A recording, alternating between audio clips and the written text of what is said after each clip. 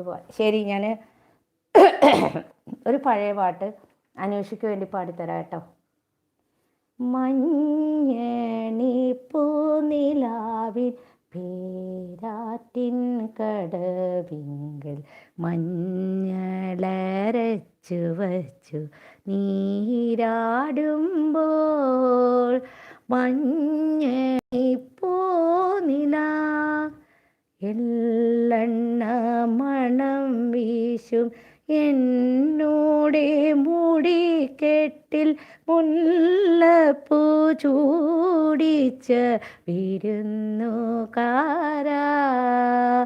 എള്ളെണ്ണ മണം വീശും എന്നോടെ മുടിക്കെട്ടിൽ മുല്ലപ്പൂ ചൂടിച്ച വിരുന്നുകാരാ